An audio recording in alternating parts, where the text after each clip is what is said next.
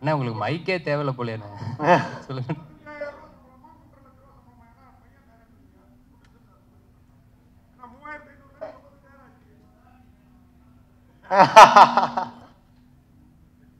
Sir நான் வந்து ஒரு ஓவரால் பட்ஜெட் கொடுத்துட்டு போயிருக்கேன். அதுக்கப்புறம் அந்த பட்ஜெட்டுக்குள்ளேயே இளையன் முடிச்சு கொடுத்துருக்காரு படத்தை.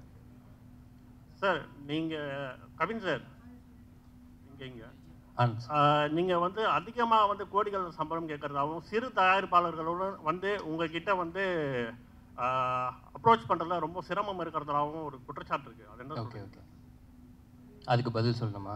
அதுவும் நான் அந்த ரூம்லேயே சொல்லியிருந்தேன், திரும்பவும் நீங்கள் கேட்குறீங்க. இப்போ வந்து நம்ம நடிச்சிருக்கோம் ஒரு படம். இந்த படம் டெஃபினட்டாக டிபேட்டபிள் அப்படின்னு நான் நினைக்கிறேன்.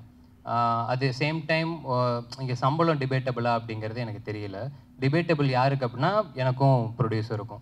அட் த சேம் டைம் நம்ம ஏதோ கேட்குறோம் அப்படின்றதுக்கானலாம் யாரும் கொடுத்துடவும் மாட்டாங்க. அப்படி ஒரு விஷயம் கிடையவும் கிடையாது. இப்போ நீங்கள் எந்த பத்திரிக்கையில் வேலை செய்கிறீங்கன்றது எனக்கு தெரியல. ஐ மீன் இல்லைண்ணே, எனக்கு என்ன, நீங்கள் இப்போ இதுக்கு முன்னாடி ஒரு இடத்துல வேலை செஞ்சுருப்பீங்க. அங்கேருந்து இன்னொரு இடத்துக்கு நீங்கள் வேலை பார்க்க போகும்போது டெஃபினட்டாக நம்ம அதே சம்பளத்துலேயோ இல்லை அதே அமௌண்ட்லேயோ நம்ம இது பண்ண மாட்டோம். நிச்சயமாக நம்ம ஒரு சேலரி ஹைக் அப்படின்ற மாதிரி நம்ம கேட்டு ஒன்று போவோம். அதையும் நம்ம தீர்மானிக்க முடியாது, நம்மளோட ப்ரீவியஸ் சம்பளம் தான் தீர்மானிக்கும். இப்போது நான் வந்து கனாக்காலம் காலங்கள் சீரியல் நடித்தேன். அதில் என்னோடய சம்பளம் ஸ்டார்டிங்லாம் 1000 ரூபாய். சீரியல் முடித்து நான் ஒரு 5-6 வருஷம் எக்ஸ்பீரியன்ஸ்க்கு அப்புறம் எனக்கு அதோட சம்பளம் 6000 ரூபாய். ஸோ அந்த 6000 ரூபாவை தீர்மானிக்கிறது 3000, 3000த்தை தீர்மானிக்கிறது 1000, இப்படி தான் இருக்குது. ஸோ சம்பளம் அப்படிங்கிறது இன்றைக்கி வந்து நம்மளோட படம் எந்த அளவுக்கு பண்ணுதோ, அந்த மார்க்கெட்டில் எப்படி நடக்குதோ அதுதான் தீர்மானிக்கிறதே தவிர இங்கே தனிப்பட்ட இதில் யாருமே தீர்மானிக்கிறது கிடையாது. ப்ளஸ் என்னால் படம் வந்து இதுதான் எனக்கு 4வது படம். இந்த 4வது படமே வந்து பார்த்தீங்கன்னா இது எனக்கு முடிக்கிறதுக்கு வந்து இப்போது லிட்டரலாக 1 வருஷம் அப்படிங்கிற மாதிரி ஆகியிருக்கு. இந்த காரணங்களுக்காகவே நான் வந்து சில இடங்களில் நோ சொல்லியிருக்கேன். பட் ஆனால் அந்த நோ சொல்கிறதுக்கான முக்கியமான காரணம் என்னென்னா, யாருமே வெயிட் பண்ண வைக்க வேண்டாம். அவங்க வெயிட் பண்ணுற நேரத்தில் நிச்சயமாக இன்றைக்கி எவ்வளோ பேர் இருக்காங்க, அவங்கள வச்சு கூட பண்ணிட்டு வந்துடலாம். இதெல்லாம் தான் காரணங்கள். சுவாரஸ்யத்துக்காக இல்லை இன்ட்ரெஸ்டிங்காக இருக்கணுன்றதுக்காக அது பேசுறதுக்கு வேணால் நல்லா இருக்கலாம், மற்றபடி ஃபேக்ட்ஸ் இதுதான். சார் இந்த ஒரு சார் சார் சார் அடுத்த 2 படத்தில் ஹீரோயினே கிடையாதுண்ணே. நாளைக்கு ஒரு அனௌன்ஸ்மெண்ட் வரும், அந்த படத்தில் ஹீரோயின் கிடையாது. அதுக்கடுத்து ஒரு படம் பண்ணுறேன், அதுலேயும் ஹீரோயின் கிடையாது. இந்த படத்துலேயும் நான் கதை மட்டும் தான் கேட்டேன், ஹீரோயின் தான் இந்த இவர் தான் கூப்பிட்டு வந்தார். கடைசி கொஸ்டின் இது கடைசி கொஸ்டின் சார், கடைசி கொஸ்டின் இது சார். ஹலோ சார், அங்க மைக் இருக்கு.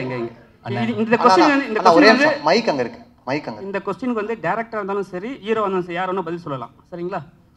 கவின் ஸ்டார்.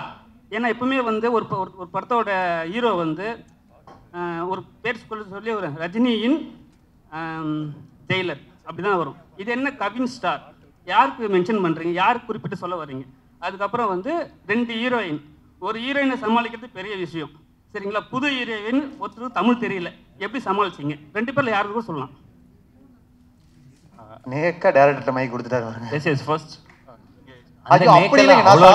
எவ்வளவு நேக்காலாம் பேசியிருக்கலாமே, அது கிடையாது. நான் சாதாரணமா சொன்னேன், அவரோட கால் தானே, ஸோ அவர் தான் சொல்லணும்.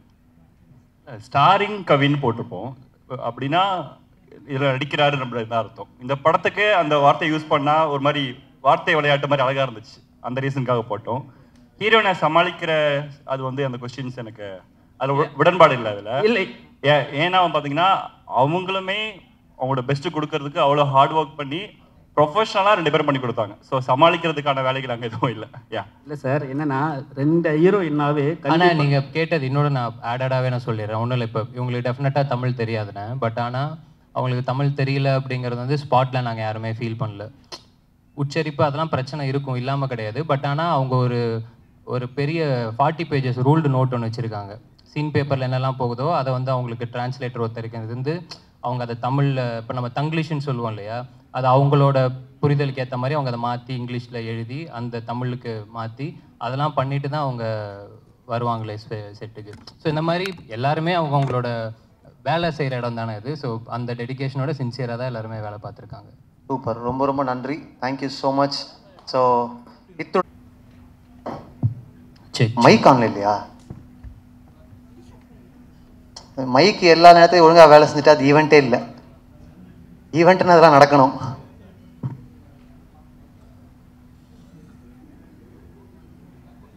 சார் அண்ணா இந்த சின்ன திரையிலேருந்து தான் பெரிய திரைக்கு வந்து பெரிய ஆள் ஆனார் சிவகார்த்திகேயன். ஆமாண்ணே. அப்புறம் வந்து இப்போ இன்னும் கொஞ்சம் நல்ல பெரிய ஆளாயிட்டார். ஆமாண்ணே. அவர் இடத்த பிடிக்கணும்னு நீங்க நினைக்கிறீங்களா? ஏன்னா அந்த அவரே மாதிரி பெண் வேடம் போட்டு ரூம்ல கேட்டீங்க. ஆமா, அதே தான் திருப்பி கேட்கலாம். பதிலும் சொல்லிட்டேன், திருப்பி வந்து கேட்குறீங்க. நெல்சன் படத்துலயும் அடுத்து சேர்ந்தீங்க. என்னன்னா நெல்சன் படத்துலயும் அடுத்து அவருக்கு மாதிரியே கூட்டணி வைக்கிறீங்க. ஆமாண்ணே. அதே மாதிரி ஏதாவது ஆசை இருக்கா? அவர் மாதிரி வரணும், அவர் எந்த அளவுக்கு இன்ஸ்பிரேஷன் உங்களுக்கு? இல்லைண்ணா, எனக்கு டெஃபினட்டாக அங்கே சொன்னதை அப்படியே நானும் சொல்லட்டுமா? சரியா. சிவான சேதுபதியான எனக்கு 2 பேருமே பயங்கரமான இன்ஸ்பிரேஷன். ஏன்னா அஜித் சார், விஜய் சார் எல்லாத்தையுமே நம்ம கிட்டக்க கூட பார்த்தது கிடையாது. என்னோட ஸ்கூல் காலேஜ் டைமில் நான் சொல்கிறேன், வெறும் ஸ்க்ரீனில் மட்டும் தான் நம்ம பார்க்குறோம். எனக்கு அப்படி இருக்கும்போது ஏதோ நம்மளும் ஒருத்தன் ஜெயிக்கிறான், இங்கேருந்து ஒருத்தன் போய் அதை பண்ணுறான் அப்படிங்கும்போது அப்போ தான் என்ன மாதிரியான பசங்களுக்கெல்லாம் இன்னும் ஸ்ட்ராங்காக அந்த நம்பிக்கை இன்னும் பெருசாது. அப்போ ஓகே, ஏதோ ஒன்று ட்ரை பண்ணிகிட்டே இருந்தால் சின்சியராக அதை பண்ணிட முடியும் போலையே அப்படின்னு சொல்லிட்டு சிவானன்ட்ட அந்த மாதிரி இருக்குன்னா, இப்போ சேதுவனன்ட்ட அவர் அவ்வளோ ஜூனியர் ஆர்டிஸ்ட்டாக நடித்து, ஆக்சுவலாக அவர் ஜூனியர் ஆர்டிஸ்டோட லிஸ்ட் எடுத்தாலே அவ்வளோ இருக்கும் நம்மளுக்கு.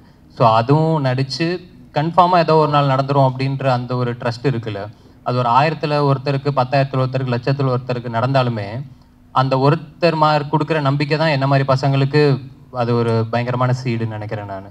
ஸோ அந்த இன்ஸ்பிரேஷன் நிச்சயமாக இருக்குது. மற்றபடி எனக்கு வர கதைகள் எந்த அளவுக்கு என்கேஜிங்காக இருக்குது, ப்ளஸ் எந்த அளவுக்கு டிஃப்ரெண்ட்டாக பண்ண முடியும் அப்படிங்கிறத தான் நான் பார்த்து பண்ணிகிட்ருக்கேன். Last 2 questions.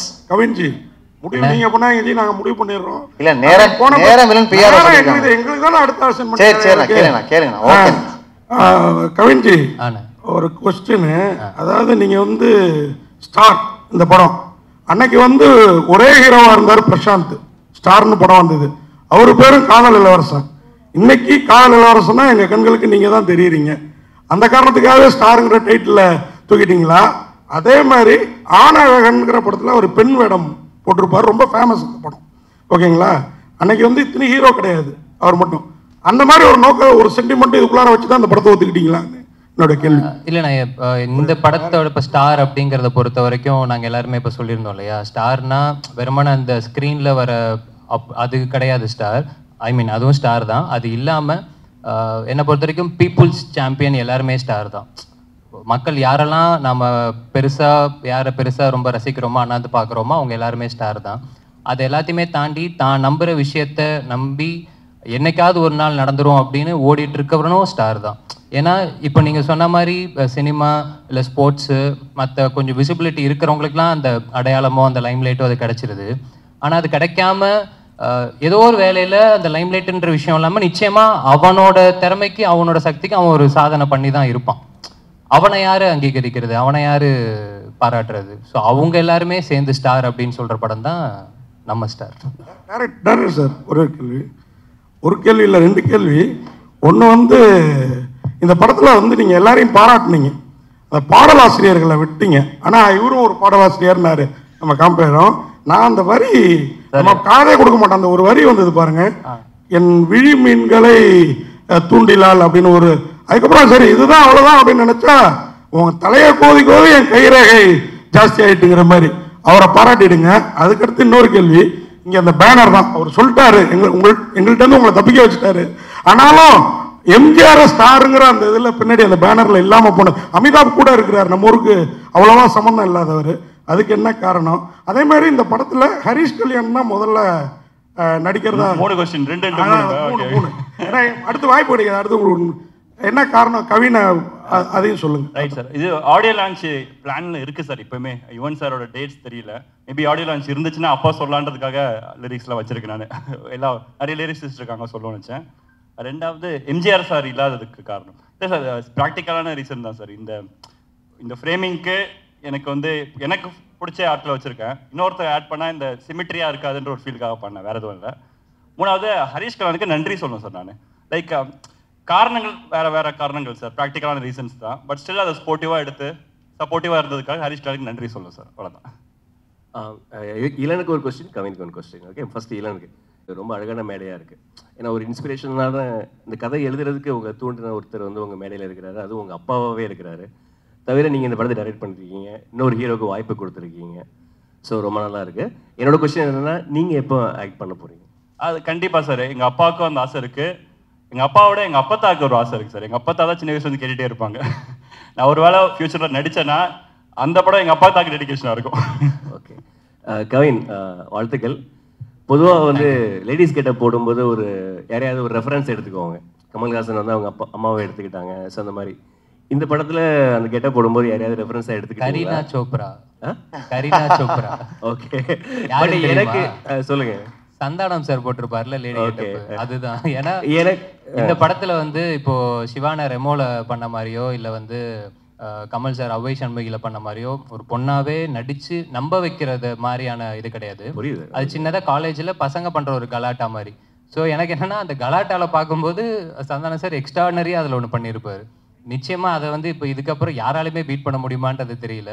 அந்த மாதிரி முடிஞ்சா ஜாலியா ஒன்று ட்ரை பண்ணலாமே அப்படின்னு அப்படி எடுத்து பண்ணது. எங்களுக்கு என்ன தோணுச்சுன்னா, ஒரு அந்த கெட்டப்ல ரொம்ப அழகா இருக்கிற போர்ஷன்ஸ்லாம் ஐஸ்வர்யா ராஜேஷ் மாதிரியும், கொஞ்சம் சேட்டை பண்ற போர்ஷன்ஸ்லாம் அறந்தாங்கி நிஷா மாதிரி இருந்தது. 2 பேரும் சேர்ந்த கலவை மாதிரி இருந்தது. பரவாயில்ல, 3ஆவதா ஒன்று இருந்துச்சு, அது நானும் பார்த்தேன் சோசியல் மீடியால. வாழ்த்துக்கள். Santhanam reference super.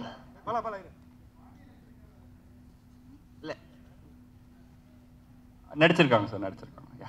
Direct sir, ஆக்சுவலாக பேர் வந்து ஸ்டார்னு வச்சுருக்கீங்க, பின்னாடி இருக்கவங்களும் பெரிய ஸ்டார்ஸ் தான். ஸோ ஒருவேளை இந்த படம் வெற்றி அடைஞ்சிருச்சுன்னா அடுத்த லெவலுக்கு ஸ்டாருக்கு போவார். எந்த ஸ்டார் லெவலுக்கு கவின் போவார்னு நீங்கள் நினைக்கிறீங்க? சார் நான் ஆல்ரெடி இன்டர்வியூஸில் சொல்லியிருக்கேன் சார். சார் கேட்குறீங்க சொல்லவா? ஸோ ஆஸ் அன் ஆக்டரா சார், நான் ஆஸ் அன் ஆக்டரா ஒரு டாப் 5 இருப்பாருன்னு நான் பிலீவ் பண்ணுறேன். ஆக்சுவலாக ஒரு ஆஸ் அன் ஆக்டரா பெர்ஃபார்மராக ஒரு டாப் 5 இருப்பாருன்னு பிலீவ் பண்ணுறேன் சார். கவின் சார், ஒரு 2-3 நாளாக அந்த லேடிஸ் கெட்டப்பில் இருந்திருப்பீங்க.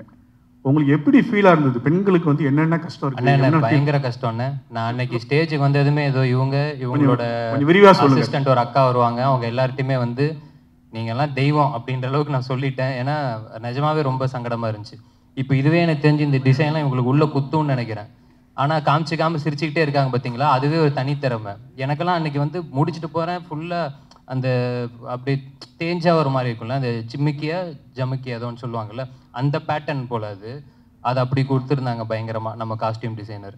சரி, அதெல்லாம் ரொம்ப ரொம்ப கஷ்டம்ண்ணே. ஏன்னா இப்போ நம்ம இப்போ ஒரு ஈவெண்ட் அப்படின்னா நம்ம சும்மா ஏதோ ஓகே கிடைக்கிறத போட்டு டக்குன்னு வந்துடுறோம்ல, அவங்களுக்கு அந்த மாதிரிலாம் இல்லை, அது மெனக்கெடுதல்லே பயங்கரமாக இருக்குது. ஸோ அதெல்லாம் இனிமேல் யாராவது கலாய்ச்சா நானே கேட்பேன், எவ்வளோ கஷ்டம் தெரியுமா அந்த மாதிரி. Kavin sir, thank you so much. May 10th world wide release star. நாங்கள் எல்லாருமே உங்களுக்காக உங்களை தேடி வரோம். உங்களுடைய அன்பும் ஆதரவும் ரொம்ப